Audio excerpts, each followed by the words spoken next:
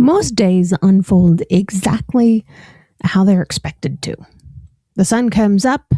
A lot of times you have breakfast, you go to work, you come home maybe and have dinner, maybe watch a little TV and you go to bed. But then there's other days that begin normally and slowly become something that nobody on the planet can explain.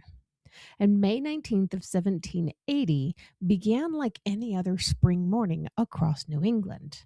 People woke early, they prepared for work, they stepped outside, and expected nothing more than another routine day. There was no warning, no announcement, no signal, no horns being blown. There was no sign that there was anything unusual about to happen.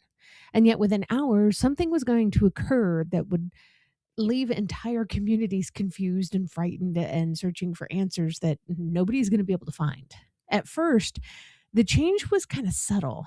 The sunlight seemed weaker than usual, as though it had been filtered through something that nobody could really see. It was not enough to cause really an alarm, only enough to be noticed by those paying attention. Farmers paused for a moment and glanced upward, you know, shielding their face and looking up at the sky, trying to figure out what's going on. Now, a lot of people saw this, so they also began to pay attention. Shopkeepers started looking out from their doorways. The sky had taken on a kind of a strange, slightly muted color, kind of off. It didn't resemble an approaching storm, really, but it didn't match anything like a familiar weather pattern either. It was just different. And as the morning progressed, the light continued to fade. It was kind of the opposite of a normal day. By late morning, the sky had darkened to a level that was difficult to ignore. Shadows softened and then disappeared altogether. The horizon blurred into a dull and indistinct line. People began to gather outside. They were pointing upward and exchanging observations of their own. They were each trying to determine what they were seeing. There was no clear explanation, and the lack of one began to create a sense of unease. Then came midday, and with it, a level of darkness that should not have been possible at that particular hour. Candles were lit inside homes, not as a precaution, but as a necessity. Without them, it was difficult to see well enough to carry out basic tasks. The interior of the buildings felt as though night had arrived early. You remember, this was back in the 1790s, so most of these homes relied on interior lighting that came from exterior sources, daylight. So the interior of these buildings were dark, but outside there was also no moon and no stars and no familiar marker of any kind of signs of evening. It was simply darkness where there should have been light in the middle of the day. It's not like this was an eclipse. Those passed quickly. The effect of the natural world was only adding to the confusion. Birds actually returned to their roosts like it was night, like they thought day had ended. Roosters crowed again, responding to the shift in light as if a new morning had just started. This was really getting weird. Nocturnal animals were starting to emerge, and they moved about as if the world was functioning after sunset.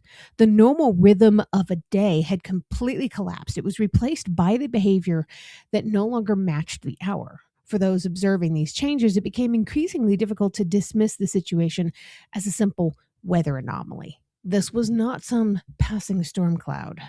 It was becoming extremely obvious of that. For many people, the absence of the clear explanation led to a more, let's say, serious conclusion. This was a time when religious interpretation shaped how events were understood, and the sudden darkness seemed to align with the descriptions of judgments found in Revelation. Conversations kind of turned from curiosity to concern, and then from concern to, of course, fear. Some people believed they were witnessing the end of the world. Others prepared themselves quietly, unsure of what would happen next, but pretty certain that something significant was unfolding already. In Connecticut, members of the governing council were meeting when the darkness reached its peak, and the atmosphere inside the chamber kind of reflected the uncertainty outside.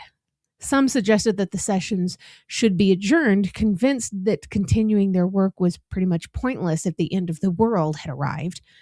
And at that moment, one man responded in a way that would be remembered long after the event itself. His name was Abraham Davenport, and he stated that if the day of judgment had come, there was no reason to stop working, and if it had not come, there was no reason to stop working. He requested that candles be brought in, and the session continued. Hours passed, and the darkness remained. It did not lift quickly. It did not resolve in a way that brought immediate clarity by any stretch of the imagination. When nighttime, by the hour, finally arrived, it was even darker than expected, with reports describing a reddish appearance of the moon when it finally became visible. The transition from day to night offered basically no relief. It was only a continuation of the strange conditions that had persisted throughout the entire afternoon. And what made this event particularly unsettling was the lack of any kind of explanation for these people. There was no storm system that matched the intensity of the darkness. The winds were pretty much still. There was no eclipse that could account for the duration, of course. That was way too long for an eclipse. There was no single obvious cause that could be identified at all by any kind of name. And the affected the event pretty much took over this wide region, including a lot of New England and even parts of Eastern Canada, while leaving other nearby areas relatively unaffected. And this uneven distribution kind of added to the mystery. How bizarre, right? So observers recorded what they could. Some noted a strong smell in the air, something that might have suggested burning, but did not point to a visible source. Others reported that rainwater containing particles that appeared to be ash. These details were documented, but they did not immediately lead to any kind of a clear conclusion. Instead, they became part of a collection of observations, if you will, that would only make sense so much later. The darkness began to fade slowly, and by the middle of the night, the sky kind of returned to a sense of normalcy. The following day arrived with what expected daylight normally would happen, and the immediate sense of crisis passed. But the memory of what had occurred did not fade quickly. People spoke about it, they wrote about it, and they tried to understand it. It became this shared experience that left a lasting impression on those who had witnessed it.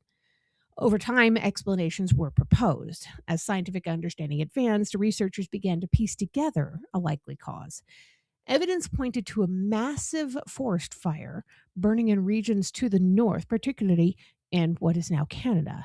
The smoke from those fires, combined with atmospheric conditions like fog and dense cloud cover, created a thick layer that was thick enough to block out sunlight across this wide area. The particles in the air that filtered the light, they reduced the visibility and created the conditions that people had been seeing that day. So later on, tree ring analysis provided additional support for this explanation. Scars in the growth rings of the trees indicated that significant fires had occurred around that time. The findings were able to help confirm that the darkness was not a supernatural event, of course, but the result of natural forces interacting in a way that produced an extraordinary outcome. Even so, the explanation does not reduce the impact of the experience for those who lived through it. And while a lot of these people were thinking this is the day of reckoning, you have to wonder how many of these people were also thinking it's aliens. Because honestly, they had those conspiracies back then too. This isn't something that was just suddenly drummed up in 1947. We can get into that another day. But the dark day of 1780 remains one of the most unusual atmospheric events recorded in North American history. It demonstrates how environmental conditions can combine to produce effects that appear completely unfamiliar. It also highlights how people respond when faced with events that challenge their understanding of the world. They want to find something to blame it on, whether it's biblical reckoning or aliens or who knows what. It also shows that in the absence of clear information, interpretation really does fill in the gap. And those interpretations can really vary widely depending on context and personal belief. What is perhaps the most striking is how quickly a normal day transformed into something that felt entirely different. There was no gradual buildup over weeks or months. There was no extended warning. And within the span of a single morning, the expected order of the day was replaced by something that disrupted both daily life and broader assumptions about how the entire world operates, just because a small group of people experienced it. Today, with access to scientific explanations and historical records, it's possible to understand what happened with greater clarity. But to understand the cause does not fully capture the experience. To those who lived through it, the darkness was not immediate. It was unexplained. It was deeply unsettling. And it challenged not only their expectations, but their sense of stability. In world events like this now, in some places you will find where people have killed their families, and they have taken their own lives out of a sense of fear because they don't want to have to go through what they believe is going to be the end of the world. Events like this serve as a reminder that the natural world is absolutely perfectly capable of producing conditions that fall outside of ordinary experience. They also show how important it is to document and study these events, even if they are in the past, as each one contributes to a broader understanding of how complex the systems of our world behave. The Dark Day, as it's called, stands as both a historical event and a case study in how perception, environment, and interpretation intersect. So now I want to hear from you in the comments. If something like this happened today, with the sky going completely dark in the middle of the day without warning, not related to an eclipse, and staying dark all the way through till somewhere in the middle of the night, do you think people would remain calm with the modern knowledge, or do you feel that the fear would spread just as quickly as it did back then? And just as always, if you enjoy stories like this, make sure you follow the History Happens Facebook page for more deep dives into history's most fascinating moments. And subscribe to the podcast so you never miss an episode.